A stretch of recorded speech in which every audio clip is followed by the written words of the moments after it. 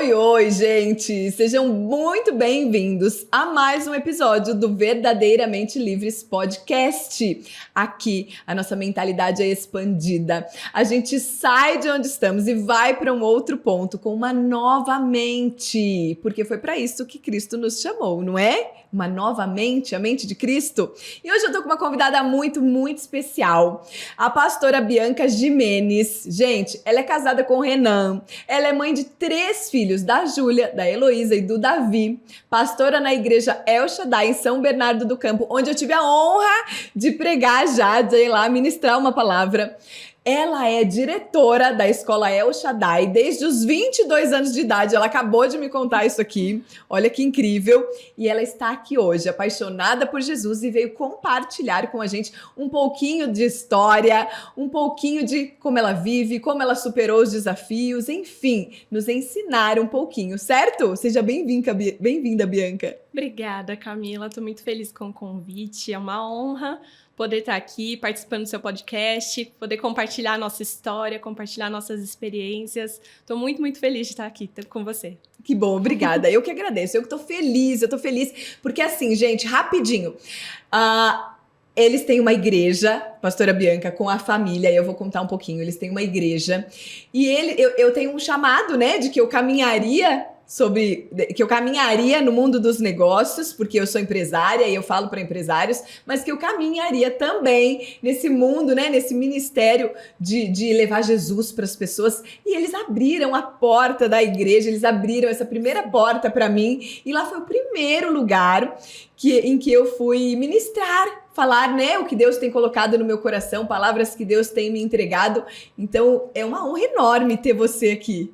Obrigada, Camila. Acho que a experiência que nós tivemos com você na igreja foi surreal. Amém. Seu testemunho, a mensagem que você levou edificou, de fato, muitas vidas. Amém. E a minha foi extremamente edificada. Eu acredito que o mundo precisa conhecer aquilo que o Senhor colocou no seu coração. Você carrega algo muito lindo. Foi construído com muita dor, com muito sofrimento. Sim. E eu entendo que foi com um propósito. Né? Sem dúvidas, foi com um propósito. Sim. E esse propósito precisa ser propagado ao mundo. Eu espero que a nossa igreja seja a primeira de muitas. Amém. A gente conversou aquele dia e eu falei pra você, Camila, eu sinto muito forte que é assim, agenda lotada, muitas igrejas onde você vai ministrar, porque de fato é algo muito grandioso que o Senhor colocou na sua vida. Amém. E eu fiquei muito feliz de lá ser o primeiro lugar, e depois que eu desci do palco, eu senti de compartilhar com eles que estava sendo o primeiro lugar, porque eu fiquei muito feliz de Deus ter me colocado ali. E aí vocês vão entender por quê. Olha só, a pastora Bianca é a primeira filha de 4 filhas de um casal incrível, da pastora Elaine e do pastor Jair. Eles são, né? Você olha pra eles, você vê amor. Sabe aquelas pessoas que você vê amor? Enfim, e são 4 filhas, todas ali, né? 3 casadas já, com filhos, né? A família é grande de crianças, são 7 crianças aí, 7 netos. Sim. E a família toda construindo um legado. Eles são donos, né? A mãe fundou uma escola que começou com educação infantil, mas hoje tem até o ensino médio, e uma escola com princípios cristãos. E disso ainda nasceu uma igreja. Eu vou deixar para ela contar a história, claro, mas eu fiquei muito honrada de estar ali, porque eu falei, Deus, o Senhor preparou um lugar especial para mim. Não foi em qualquer lugar, foi num lugar onde há princípios que eu valorizo, que eu carrego, né? Princípio de amor, princípio de família, muito forte. Nossa, eu fiquei muito feliz. Enfim. A gente teve uma conexão através da pastora Simone, né? Sim. E quando ela trouxe a sua história pra gente, eu falei, uau, que coisa linda. E quando nós estivemos presentes na sua casa, onde você estava ali com aquelas mulheres, tendo aquele momento, mentoreando, e eu entendi que aquilo não era algo que acontecia especificamente só naquele dia que você estava recebendo a Chantel. Eu falei, uau, gente, que legado dessa mulher, que coisa linda que você carrega. Amém. Eu falei, ela precisa ministrar na nossa igreja, Simone, como que a gente vai fazer isso? Fala com ela. Falei, mas é pra hoje. Era pra amanhã, né? Era pro dia seguinte. É pra amanhã, será que ela vai poder? Sim. E deu tudo certo, deu. Né? Com relação à história da escola, né? O que a gente pôde compartilhar com vocês aquele dia, eu acredito que a gente trabalha com um propósito, que Deus uniu, né, as nossas histórias. E quando eu conheci um pouquinho do que você faz e entendendo o que nós fazemos, eu entendi que foi uma conexão do céu. Sim. Porque você trabalha com um propósito, a sua Sim. empresa tem um propósito e a nossa também. Sim. Nascemos com um propósito celestial, né? Sim. Acima dos negócios Sim. está a vontade do Pai e a missão Sim. que Ele nos deu, que Ele nos Sim. entregou, né? E eu acredito que não foi por acaso essa conexão. Não. E que através dessas histórias, né, tanto Sim. a sua quanto a nossa, o Senhor tem muito a erguer de Sim, novos a empresários fazer, com né? propósito, de entender, né, o que é estar no mercado e fazendo a vontade de Deus, né? Sim, E sim. isso é realmente incrível. Não é um negócio simplesmente para ganhar dinheiro, né? Para construir a nossa vida, mas é um negócio que tem um impacto em Sim. pessoas e em gerações. Exatamente.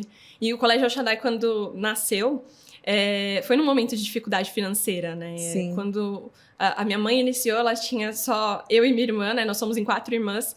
E eles estavam vivendo um desemprego já há bastante tempo. Sim. Do meu pai, e nenhum dos dois conseguiu um emprego. Ele tinha uma promessa de emprego que nunca abria essa vaga, mas estava garantido que seria dele, mas a vaga não abria. E a gente começou a enfrentar dificuldades até na área da alimentação.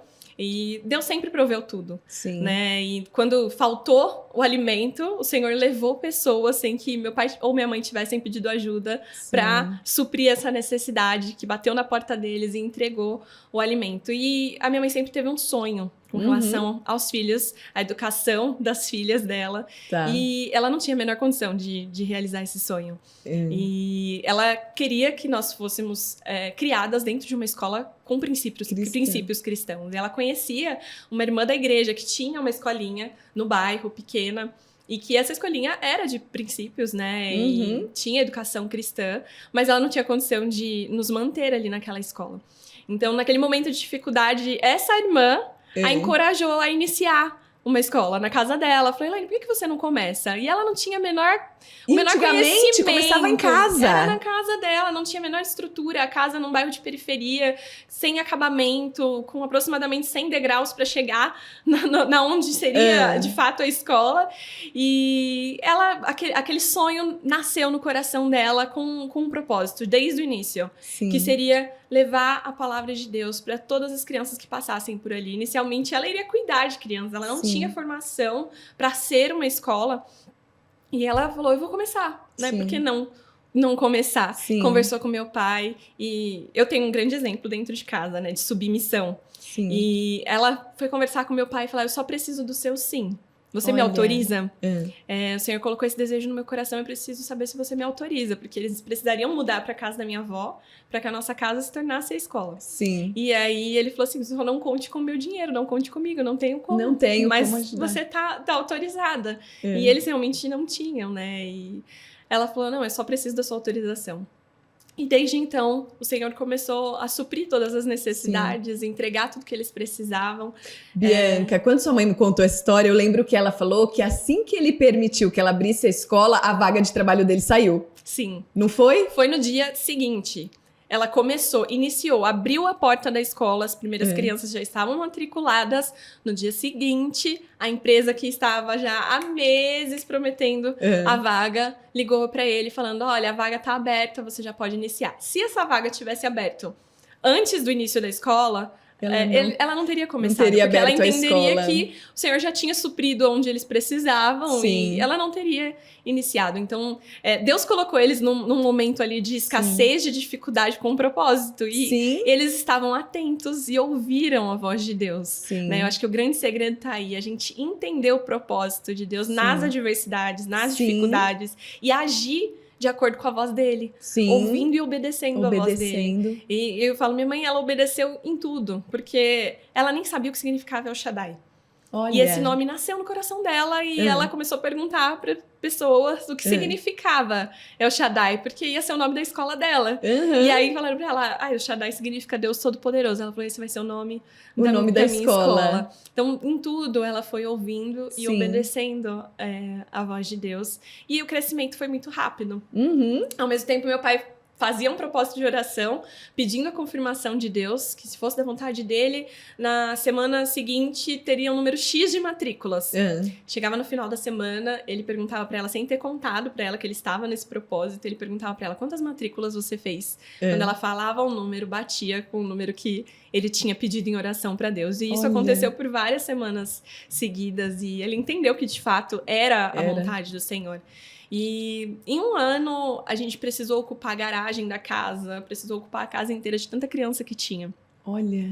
O Senhor foi dando um crescimento sobrenatural, não tem explicação, porque se a gente pegar as fotos da época, na região, era uma região de periferia, mas tinham escolinhas melhores, né, com estrutura, com parquinho, com espaços adequados, e a gente não tinha isso. Entendi. Mas as pessoas escolhiam a gente, né? Então a gente vê que foi um crescimento sobrenatural de Deus. Foi mesmo. A mão dele mesmo. A mão dele, e a gente percebe que assim, ele não parou, né? E ele sempre falou com os meus pais, quando eles tiveram que dar passos grandes para o crescimento, que era, mais uma vez, impossível, né? Eles precisavam ir para um lugar, em um bairro melhor, com zero de recurso. Mudar toda a estrutura. Mudar toda a estrutura, mobília, fazer toda uma aprovação, ter uma escola regularizada.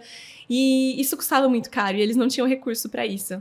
E o Senhor falou para eles lá em Isaías 54, né, onde diz, alarga sua tenda, construa sua casa maior e mais firme, em breve você vai se espalhar por todos os lados. Gente, que lindo. E lá, inclusive, fala, né, que isso vai ficar de legado para os seus filhos, né, e a gente percebe o quanto Deus tem sido fiel nessa palavra, porque eles ouviram, obedeceram, eles alargaram as tendas, e hoje nós somos... a gente fez uma pesquisa em 2022. Hoje nós somos a maior escola cristã da Grande São Paulo. É mesmo? Em 2022, né? A gente não atualizou essa pesquisa, mas eu acredito que continuamos a ser, porque a gente só cresceu ainda mais desde então. E a gente percebe que não chegamos aqui por mérito nosso. O nosso mérito é por ter obedecido a Deus. Eu falo que a minha mãe deixou um legado. Né? E é um legado de fé. Isso que eu ia falar, muito mais do que um legado de uma escola, de vidas transformadas, é um legado de fé e de obediência. De fé e obediência, onde eu olho e eu falo, se foi possível lá atrás, então nada é impossível agora. Quando surge uma adversidade, eu já entro no modo de descanso e paz do Senhor, porque eu pude acompanhar toda a trajetória deles. E eu vi o quanto Deus é fiel. Eu pude experimentar através da vida deles, da experiência deles, a fidelidade do Senhor. E isso fortaleceu a minha fé. Gente, que lindo! Eu tô olhando aqui porque a irmã dela está aqui, uma das irmãs está aqui. Eu estou olhando, que lindo! É muito impactante, é muito impactante. É realmente... eu falo que eu sou privilegiada. Sim. Por ter nascido em um lar onde... Eu vou chorar. Onde eu posso experimentar todos os dias. E principalmente na minha infância, na minha adolescência, a fidelidade do Senhor. Gente, que lindo. É realmente algo que eu quero transmitir para os meus filhos. E que eu prezo muito, sabe? Para que elas entendam o valor das coisas. Eu vim de uma realidade, os meus filhos já estão surgindo em uma outra realidade. Eles, a gente precisa transmitir para os nossos filhos esse legado, não só, né, da empresa, do negócio, mas o legado de fé. Eu quero que eles tenham essa fé fortalecida que foi construída em mim através das experiências dos meus pais. Eu quero que os meus filhos também tenham. Então, esse é o grande desafio da minha vida, poder transmitir isso de geração a geração e fazer com que eles entendam que o legado, né, da escola como um negócio, ele é geracional. E eu entendi isso. Não era para acabar ali na geração do meu pai e da minha mãe. E para continuar, precisava ser de alguém que estava ali dentro, com a mesma visão, com a mesma missão. E foi por isso que até eu assumi a escola tão cedo. Com 22 anos, ela assumiu a escola e eu tô tão curiosa para saber como foi. Foi uma loucura. Eu fiz a faculdade de pedagogia, me formei. Eu estava com 20 anos. E quando eu terminei a faculdade, eu tinha um envolvimento já na escola. Desde que eu era aluna, minha mãe sempre me envolveu em tudo, né? Ela foi muito esperta. Ela teve visão, ela né? teve Desde visão, sempre. Ela foi intencional naquilo que ela estava fazendo. E eu acho que esse é o grande segredo aí de você transmitir um legado, é ser intencional. Então ela me colocava para participar de tudo. tinha um evento na área da educação, essas convenções, ela me levava. Tinha evento que era lá em Belo Horizonte. E ela ia, me colocava lá dentro do avião, junto com as coordenadoras da escola, eu com 14, 15 anos, participando daqueles eventos. E eu me sentia... assim, gente, incrível. Que sábia. Super importante de poder estar ali junto com elas. Sim. Tinha conselho de classe, eu era aluna, imagina só, né? O aluno, ele sempre tem aquela curiosidade, né? O que é falado nesse tal desse conselho, né? Os professores vão falar mal dos alunos? Como que é? Como que é isso? E eu sempre perguntava pra minha mãe, né? Mãe, eu posso participar? Posso participar? E ela deixava eu participar dos conselhos.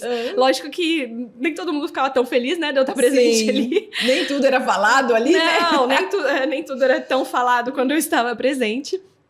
Mas ela sabia que ela podia confiar em mim, né? E o que estava sendo falado ali, eu não ia espalhar. E ela me carregava para toda reunião, todo evento. Eu estava ali participando. Então, assim, eu cresci muito envolvida, né, com a escola. Sim. E desde então, eu já tinha certeza de que o meu futuro seria ali, que esse era o chamado do Senhor também para minha vida, não só, né, ali profissionalmente, mas um chamado ministerial mesmo. Sim. E eu entendi isso. E me formei em pedagogia com a intenção, sim, de um dia estar à frente da escola, assumindo a direção da escola. Minha mãe nunca foi diretora da escola, sempre terceirizou essa função, né? Sempre foram diretores contratados. Mas o que a gente percebia é que quando vinha alguém de fora, não vinha com a essência daquilo que o Senhor colocou. Eram pessoas maravilhosas, extremamente profissionais, competentes, mas a essência estava se perdendo, né? Sim. E eles vinham sentindo isso muito forte. Faz sentido, porque Deus colocou sobre vocês. Sim.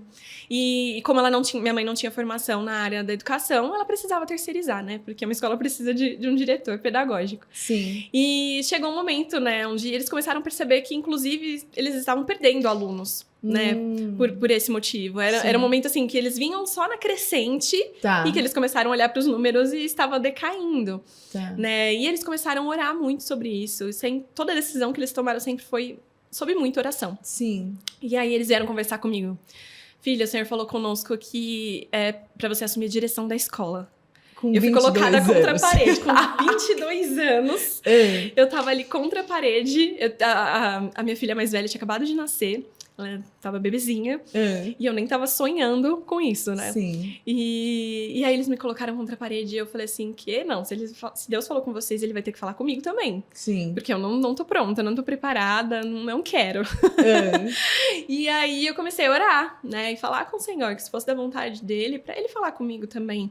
Porque eu precisava ter certeza disso para assumir essa missão. E Deus começou... Era um grande passo, né? Deus começou a falar comigo através de muitas pessoas, palavras.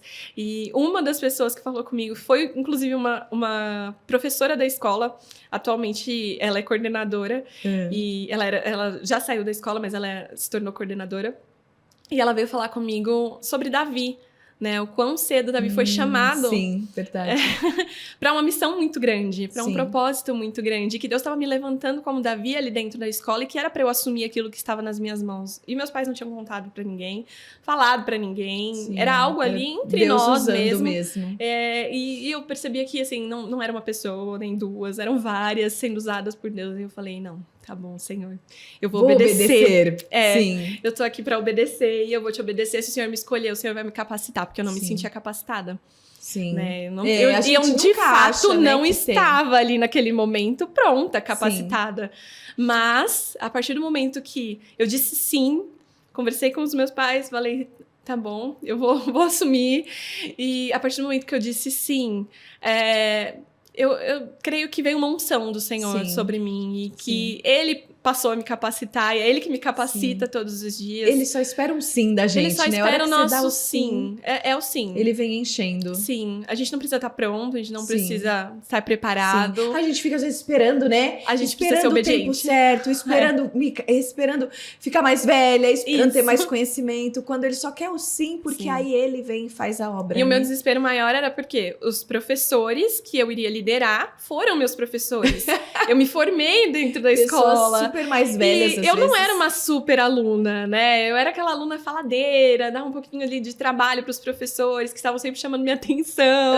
Então, imagina só, né? Sim. Ontem ela era nossa aluna e agora ela é diretora. O que ela tem pra fazer aqui? Sim, Né? Ela não tem nem sim. maturidade, ela é só um Sim. bebezinho. Então, assim, Sem contar o o ego, medo né, que a desse gente julgamento, tem, o medo desse julgamento que tava ali me paralisando, principalmente, né? Assim, de pensar, eu não vou ser respeitada sim, por eles. Como que eu vou assumir uma liderança? Como que eu vou ser forte na minha liderança? sim, Sendo que eu vou liderar, né, pessoas que conhecem as minhas fragilidades, que sabem sim, absolutamente tudo sobre mim sim. e que muitas vezes se sentem ali como se fossem meus pais.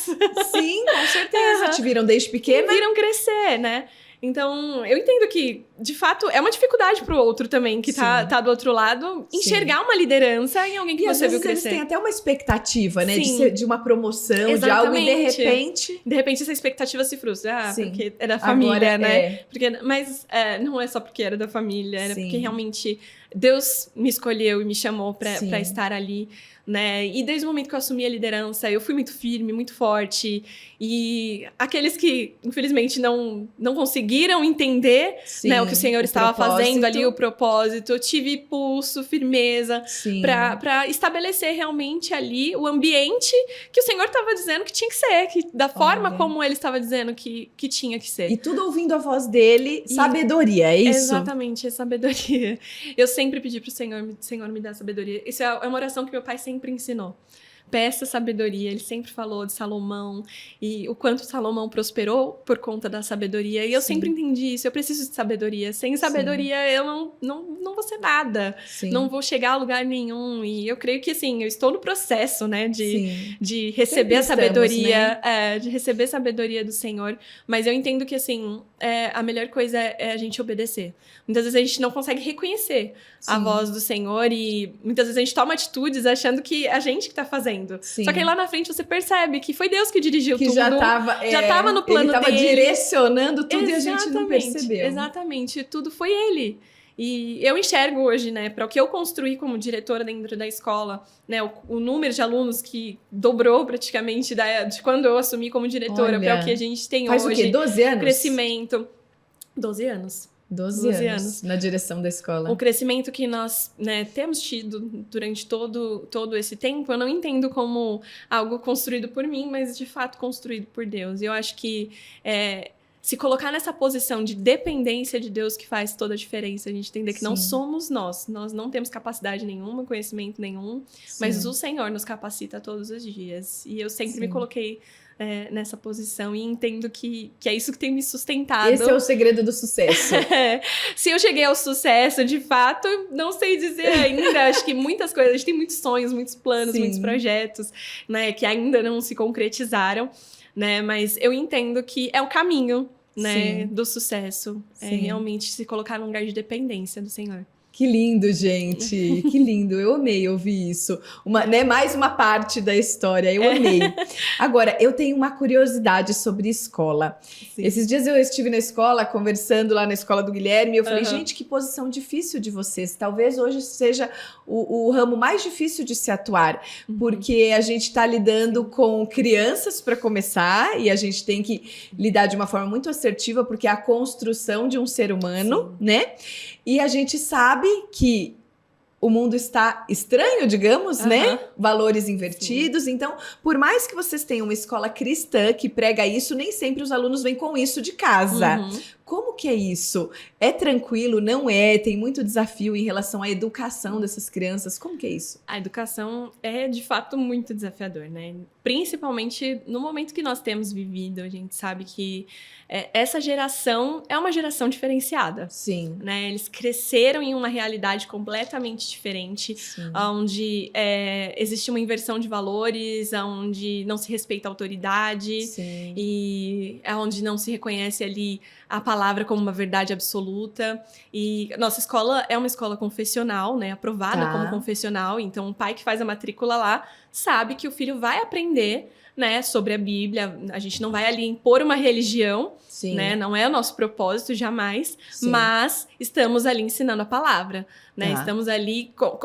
Nosso manual de fé, nossa regra de fé é a Bíblia. Tá. E nós temos o propósito e a missão de transmitir isso para os nossos alunos. Então, na realidade que nós temos hoje, o desafio se torna ainda maior. Mas, ao mesmo tempo, quando você consegue ganhar o coração dessas crianças, desses adolescentes, eu falo assim, que o que eu vejo assim de mais especial, sabe, diferencial do Colégio El Shaddai é que é uma escola onde se conecta com as crianças. Tá. A gente tem quase 2.000 alunos, mas nossa equipe de coordenação conhece eles pelo nome. Um a um. Conhece um a um. O pai e a mãe sentam lá para conversar, muitas vezes elas sabem falar melhor da criança do que a própria família conhece. Sim. Né? Então, assim, essa conexão que a gente estabelece com os nossos alunos nos coloca num lugar onde eles enxergam em nós algo a ser copiado. Tá. Então, quando a gente... E eles dão acesso, né? Eles dão esse acesso, eles são sedentos demais, eles têm uma sede de Deus. É mesmo? É algo, assim, incrível. No momento que eu assumi a direção da escola, a gente tinha uma realidade com relação a isso. Tá. Era muito desafiador. A gente sempre teve momentos de devocionais coletivos, onde a gente reúne os alunos, faz um momento como um culto mesmo, tem louvor, tem palavra. Uma vez por semana? Esses devocionais coletivos a gente faz com menos frequência. Todos os dias eles têm devocional em sala de aula. Então, os 10 primeiros minutos de aula, eles fazem um devocional, onde é lida a palavra, o professor faz... O professor ou o próprio aluno, porque às vezes são os alunos que trazem esse devocional, faz a leitura da palavra, uma reflexão e a oração.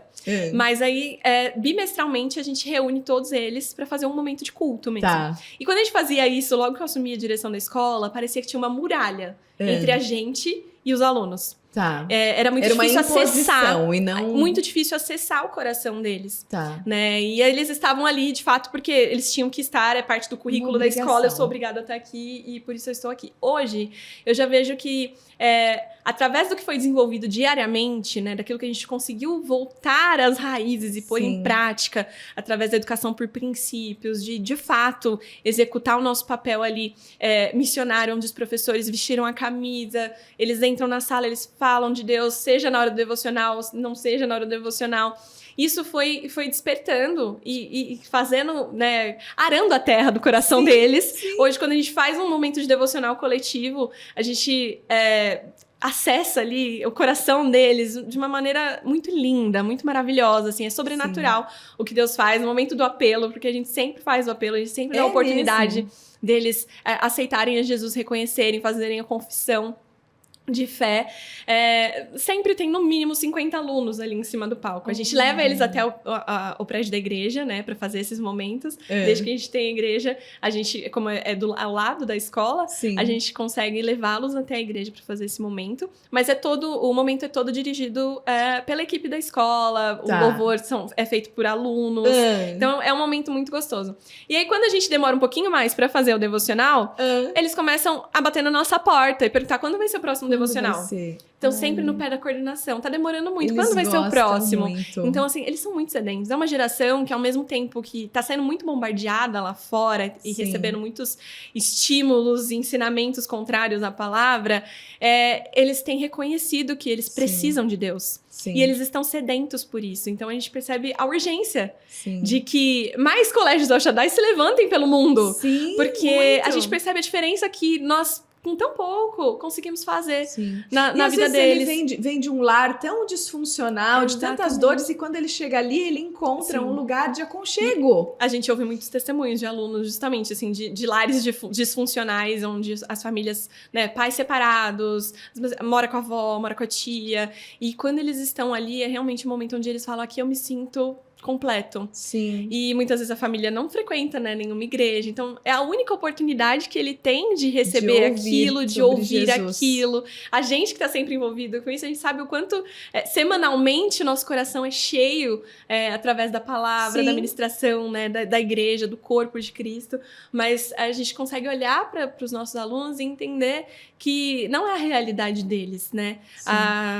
Eu acredito que a nossa escola ela é um pouquinho fora do padrão das das escolas cristãs, porque quando a gente conversa com escolas cristãs, a maioria das escolas atende a maior parte de alunos de filhos de pais cristãos, Sim. que frequentam igreja, principalmente Que já cristãos procuram por uma escola protestantes, assim. e querem uma escola onde ele vai ter certeza que os mesmos princípios e valores estão sendo ensinados. Sim. Na nossa escola, a gente já percebe um público muito diferente. A gente tem os filhos dos cristãos protestantes, mas eles não são maioria.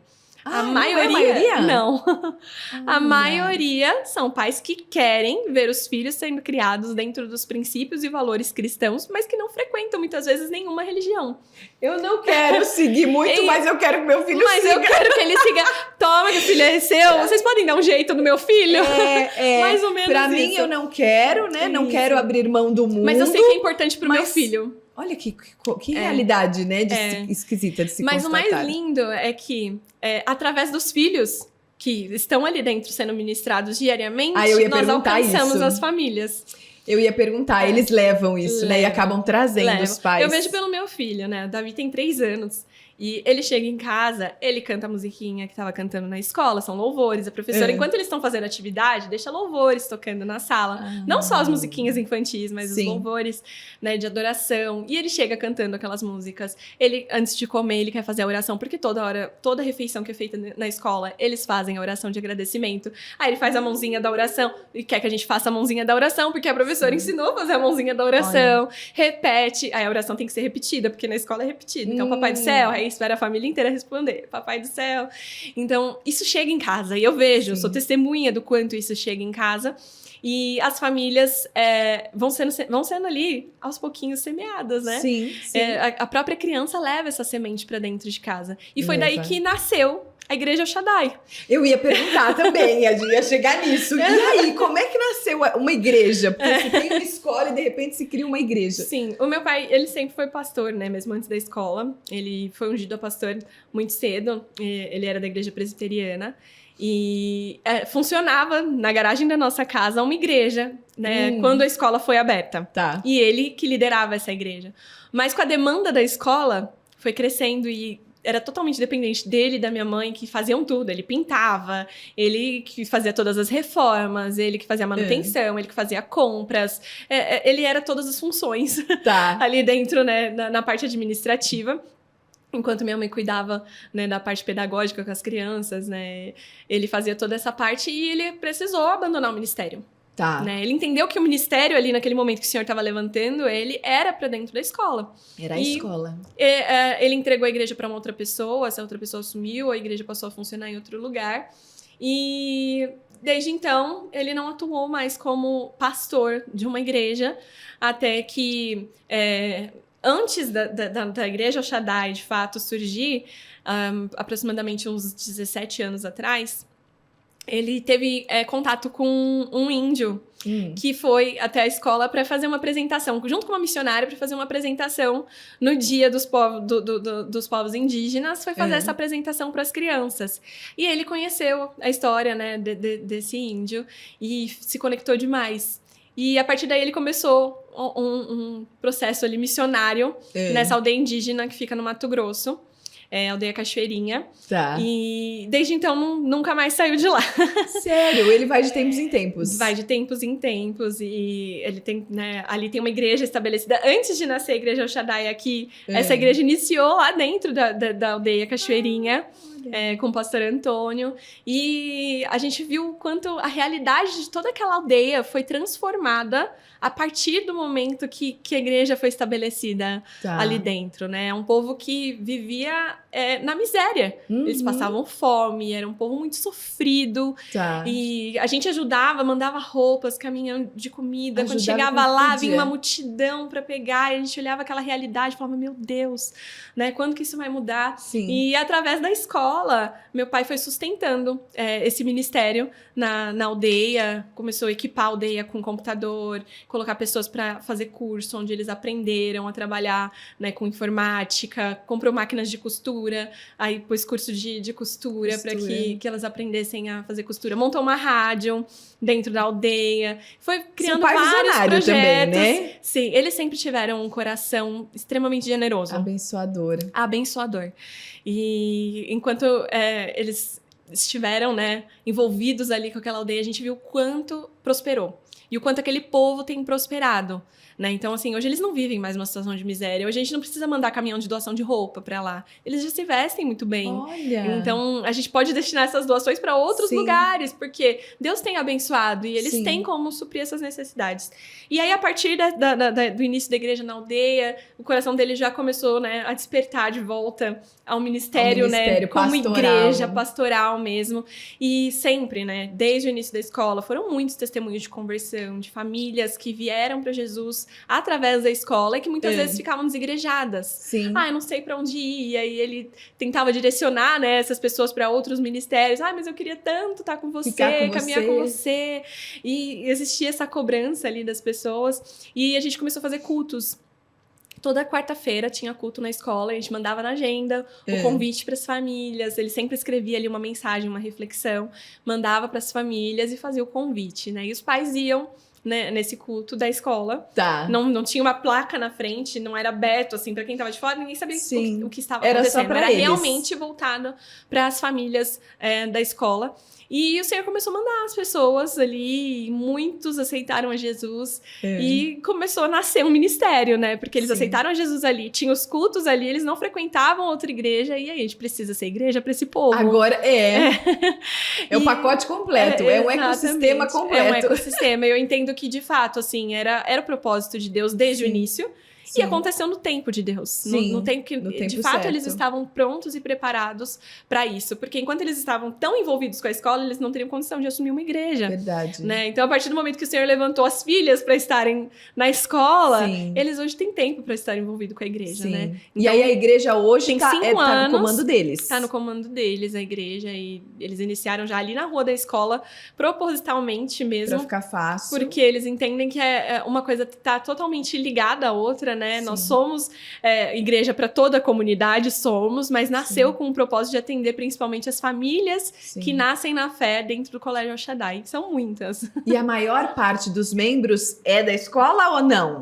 É bem misto. Tá. Hoje é bem misto. Assim, a igreja está bem grande, a gente tem 2 cultos aos domingos, sempre lotado. Tá. Então é bem misto. Quando você vai no Ministério Infantil, quando eu entro nas salinhas, é quase 80% alunos da escola. Eu entro e falo, gente, estou na escola. Tá todo mundo lá. Todo mundo lá. Então, a igreja veio para completar o ministério, né, que o Senhor estabeleceu através da escola e precisava nascer. A gente entende que a gente tinha os cultos acontecendo dentro da escola, mas com público pequeno ainda. Não tinha, nossa, foi para um salão porque teve necessidade de espaço. Não tínhamos necessidade de espaço naquele momento. Quando eles alugaram aquele prédio enorme, quando a gente vai encher isso daqui? Né? Como que vai ser? São tantas cadeiras, 600 lugares. E quando a gente vai encher isso daqui? Desde o primeiro culto, nunca ficou vazia. Olha, propósito nunca de Deus. Ficou vazia. O Senhor levou de imediato o povo dele, que era para estar ali. Não houve foi um processo. Desde o início, o Senhor levou o povo dele. Esse povo já estava esperando. Já estava esperando. Era muita gente que cobrava mesmo. Quando abre a igreja. Tinha um povo esperando mesmo. Só. E aí abriu, pronto. Muito legal. É linda a história de vocês. É linda. É um testemunho de fé mesmo, de obediência, de fidelidade de Deus, mas de vocês para com Deus também, né? Com certeza. Ele responde, eu entendo que Deus responde aos nossos passos. Ele responde ao que a gente faz, ao que a gente pede, né? Exatamente. Ele dá um direcionamento, mas e aí, eu vou seguir? E aí, se eu sigo, se eu respondo a isso, ele responde de volta, né? Geralmente a resposta que ele espera de nós exige muita fé, né? Exige muita fé. Exige muita fé. Exige muito desapego, né? Desapego, porque não é o que eu quero, é o que Deus quer. E a gente é humano, a gente quer, né? A gente tem algumas vontades, né? No momento que eu assumi a direção, eu não queria ser diretora, eu queria ser mãe da Heloísa. Ela tinha acabado de nascer. Só. E aí eu assumi uma baita missão. Uma baita missão. Olha só, desde que eu conheço vocês, assim, eu olho e eu falo, gente, é tanta leveza. Como é possível, por exemplo, a pastora Bianca estar à direção, né, à frente da escola, de uma escola grande, a diretora da escola, e aí tantas outras dinâmicas, porque aí envolve a igreja também. E aí ela é casada, ela tem 3 filhos, um de 3 aninhos, e é sempre uma leveza. Como consegue levar nessa leveza? Eu acredito que o Senhor tem me ensinado a Eu administrar o estaria meu doida, tempo. pra ser sincera. Eu achei que eu ia estaria, ficar. tipo, uau, é tanta coisa. E quando eu olho, ela tá aqui, sabe? E na igreja, assim? pra você ter uma ideia, hoje eu lidero o Ministério Infantil. Tô à frente do Ministério de Mulheres. Olha lá. Eu tenho que ser a mãe dos meus filhos, a esposa do meu marido. Sim, a Tenho que ser a filha. diretora, a filha. Então eu comecei a orar e pedir pro Senhor me ajudar a administrar o meu tempo. Porque, em primeiro lugar, é a minha família. Sim. Né? E enquanto... se esses papéis ficarem invertidos, vai dar muito ruim. Sim. Né? Se a gente começar a pôr o trabalho à frente da nossa família, não vai fluir, não vai dar certo. Eu tô perguntando porque hoje as mulheres colocam, e eu coloquei por muito tempo o trabalho à frente. Sim. E aí você não consegue conciliar tudo, isso vai te gerando um desgaste emocional desesperador. Uma hora você pensa que você vai enlouquecer. E eu sei que as mulheres estão aqui pensando, e como dar conta de tanta coisa? Então, desculpa, eu te interrompi, mas e aí? É uma coisa meio doida, assim. Eu de fato não sei explicar como que eu consigo administrar isso com tanta sanidade mental. Porque é uma coisa que, na minha vida, você percebeu isso, mas na minha vida eu sinto essa leveza. Eu não me sinto pressionada, não me sinto sobrecarregada. E eu acredito que é pelo fato de eu ter entendido que eu preciso fazer aquilo que está ao meu alcance. E o que não está ao meu alcance não é minha responsabilidade. O que não é possível eu fazer... Não adianta eu ficar sofrendo por aquilo. Sim. Né? Então, é entender, Senhor, o Senhor me chamou para fazer o quê? O que eu estou fazendo que eu não fui chamada? Onde que eu tô pondo a mão que não é meu? Sim. Porque a gente começa a assumir tantas coisas. Muitas. E você começa a entender, nossa, não, tá dando certo, então é pra eu fazer. Eu tenho que fazer isso, eu tenho que fazer aquilo. Animada. E a gente vai fazendo. Então, o Senhor me colocou no meu lugar, assim, de entender. O seu primeiro chamado é a sua casa, a sua família, os seus filhos. Então, assim, eu não vou abrir mão do meu tempo com a minha família pra assumir outra responsabilidade. Eu estabeleci um tempo pra estar com a minha família, né? E esse tempo precisa ser de qualidade. Lógico que não é todo o meu tempo, não é todo o tempo que eu gostaria, mas é o tempo suficiente para eu me conectar com os meus filhos. Pra eles estarem amparados, cuidados. E eles terem tudo que eu preciso. E eu sei que aquilo que eu não consigo alcançar, o Senhor está cuidando. Né? E no trabalho, da mesma forma, a gente...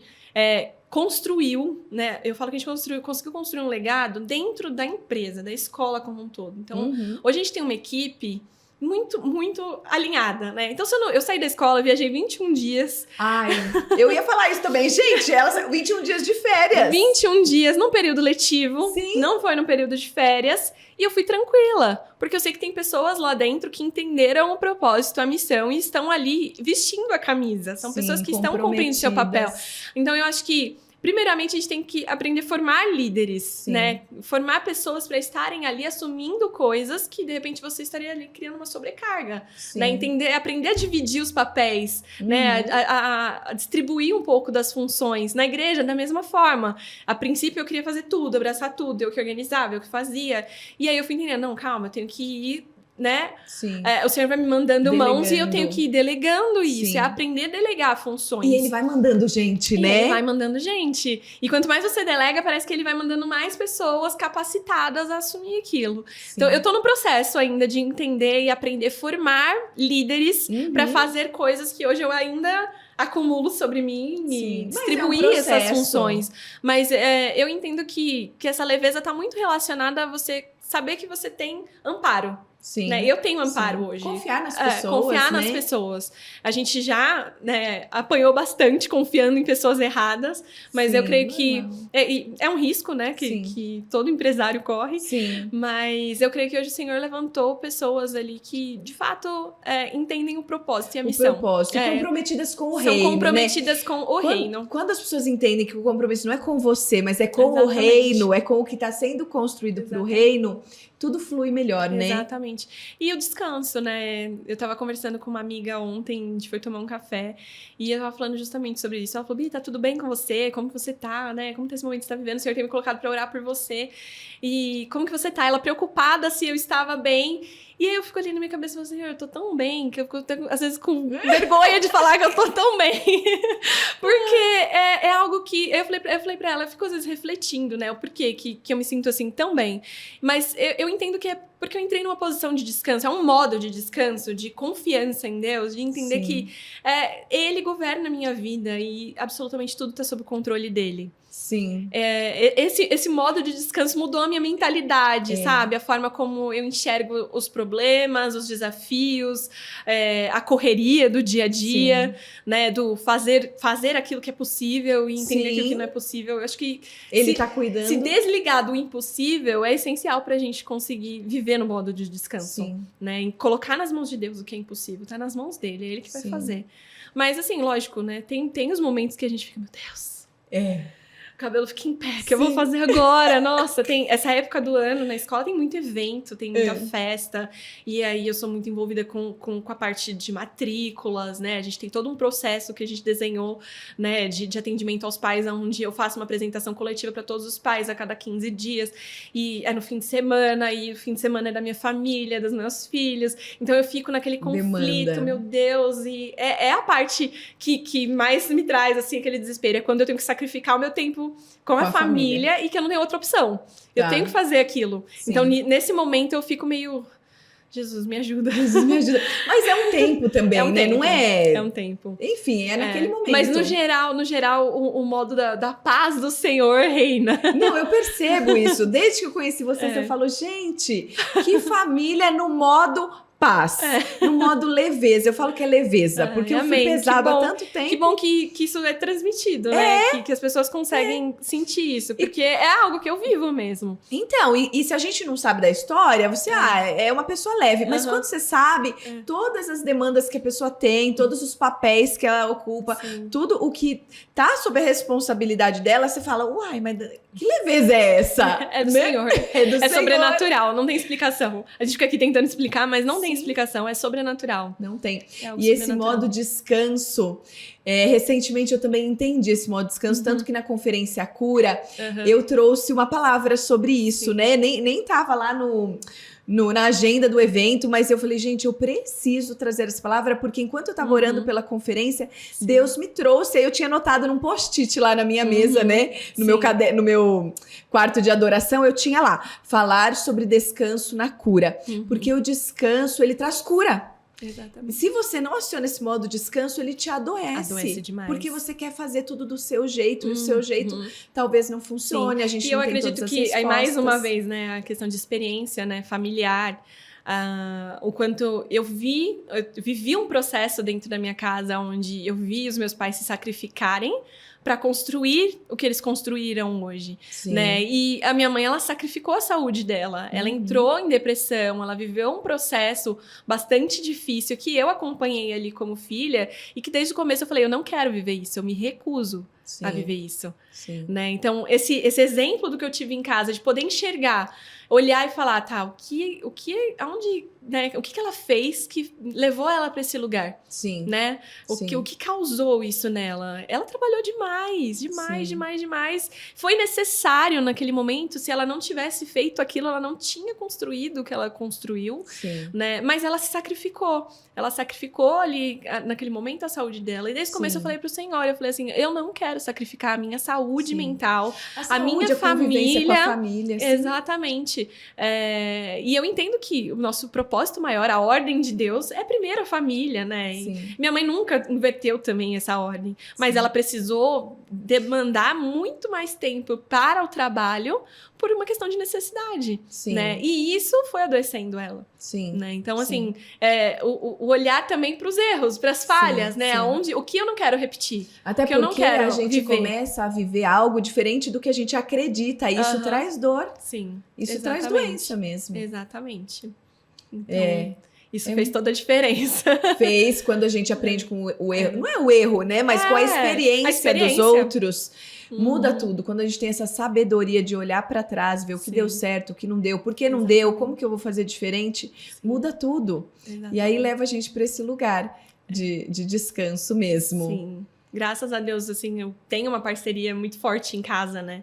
Meu esposo entende muito bem essas demandas. Ele também trabalha muito, mas ele entende muito bem essas demandas. Mas não é na escola que ele trabalha? Não, não. Ele trabalha, tem loja de carro, trabalha no setor de carros. Tá. E trabalha demais também, trabalha de fim de semana. Mas ele entende também a minha demanda. Sim. Então, não existe uma cobrança ali dentro de casa, aquela pressão. Que tudo isso faz a diferença, né? Ele fala, não, você precisa, quando aí você vai, apoio, eu tô aqui. sim. E ele sempre foi aquele paizão, né? Que pega as crianças, se eu não tô em casa, ele pega, ele vai pro parque brincar com eles, ele sai, ele não deixa que eles sintam ali a minha ausência, e eu sei que eles estão em boas mãos. Isso é a prova de que Deus, ele coloca tudo o que a gente precisa para realizar o propósito dele. Exatamente. Se o propósito é dele, não vai faltar paz, não vai faltar a pessoa que apoia, o marido ele que apoia, tudo. os filhos que estão crescendo juntos ali no mesmo legado. Ele supre tudo, né? Até o convencimento de que, ei, ela precisa fazer isso. Sim. Né? Dentro da minha casa, eu no período da pandemia, eu vivi uma transformação, né, de mente mesmo, na minha vida, né, então eu cresci numa geração muito influenciada por valores feministas, né, Sim. Então muita coisa na minha cabeça você tem que fazer, então desde que eu casei, assim, você tem que fazer a sua parte, eu tenho que fazer a minha, e se eu lavo louça, você tem que lavar louça, se eu faço isso, você tem que fazer isso, Sim. E assim, aquela inversão de papéis, né, Sim. terrível, e que estava causando ali atritos dentro da minha casa, e não estabelecia dentro da minha casa um ambiente de paz, Sim. né, porque existia sempre ali aquela cobrança, então se eu cobro o outro vai me cobrar também, e aí fica ali sempre aquela disputa de quem tá fazendo mais, quem tá fazendo menos, quem tá certo, quem tá errado, e eu tava entrando aí num momento de conflito, né, no meu relacionamento, por não entender o meu papel. Tá. Né? E nesse momento da pandemia, o Senhor me trouxe, né? Eu não conhecia a Debbie Titles. Eu não conhecia a Debbie Titles. E o Senhor me trouxe alguns vídeos dela e eu comecei a assistir aqueles vídeos. O primeiro vídeo que eu assisti, ela falava sobre paz. Sobre Jesus, ele é o príncipe da paz. Sim. O que tem reinado dentro da sua casa? Se tá faltando paz dentro da sua casa, o príncipe da paz não está presente. O que tá faltando Aquele Jesus. momento que você escolhe levantar a sua voz, aquele momento que você fica nervosa e sai gritando com todo mundo, aquele momento que você escolhe tirar a paz de todo mundo por causa de uma louça na pia, por causa de um tênis jogado, por causa de uma toalha molhada na cama, você escolheu excluir o príncipe da paz de dentro da sua casa. Olha. Aquilo foi tão forte pra mim, eu falei, não, o príncipe da paz precisa reinar na minha casa. Eu preciso mudar.